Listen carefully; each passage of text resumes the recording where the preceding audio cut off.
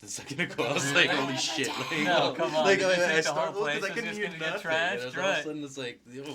I get angry sometimes. Yeah. Working with This is what Cobie and we're good to go. Okay. no, I can never get angry at you. So, Mark, you play a guy with some major anger management issues.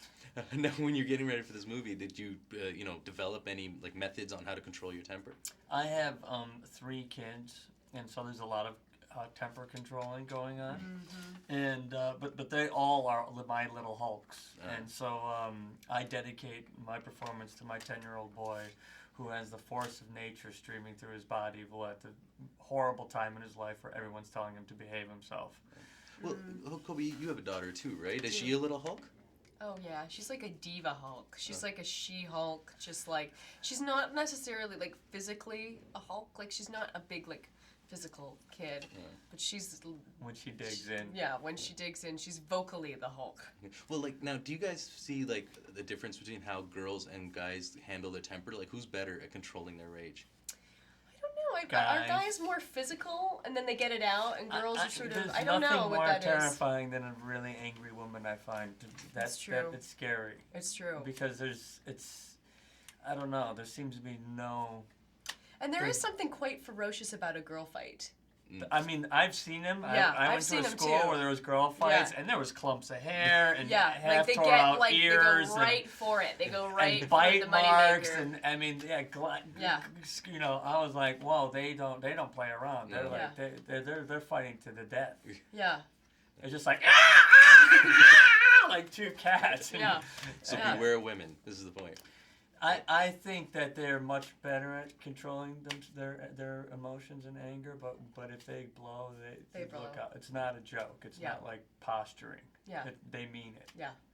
Now, I want to talk to you about your leotard that you had to wear when you were playing the Hulk. Now, did you feel... He's wearing it under his outfit right now. My man-canceling tard? Yeah, exactly. So you felt like less of a man, right? My lesso-manitard? Yeah, exactly.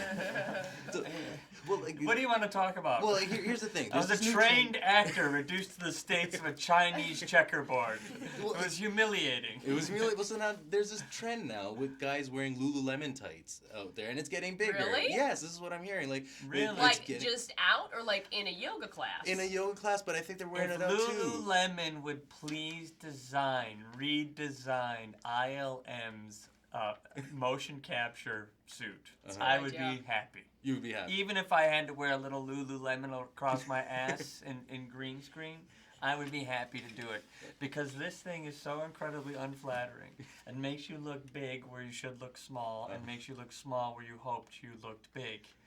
And that's never going to get old, is it? I love it. And yeah, I would. Will Lululemon please design a Canadian company, a man-forming manotard? But would you ever wear it out? Outside of the set of the movie? Probably not.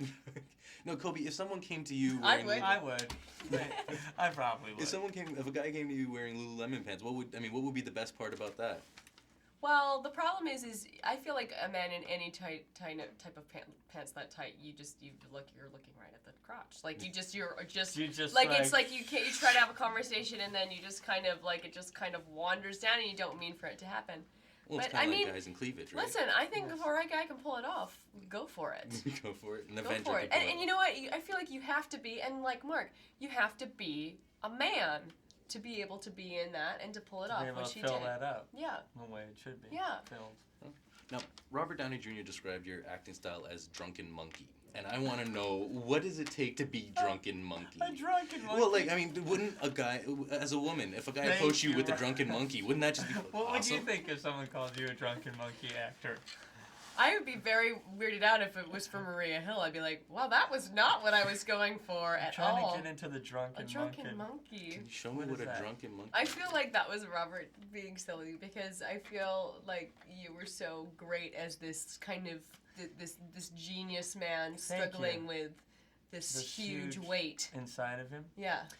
I don't know what the drunken monkey, other than maybe that's me between takes. I was kind of like a drunken monkey. Because I was drunk, and I'm a monkey. And and I like to climb the lights and stuff between takes. Maybe that's what he was talking about. get some time. When did he Thank describe you me so as much. a drunken monkey? It was a set visit. It was It a set was? visit back in with the He was Toronto probably Star, just and he being- quoted with he the told Toronto two Star, drunken monkeys. interesting. Yeah, so like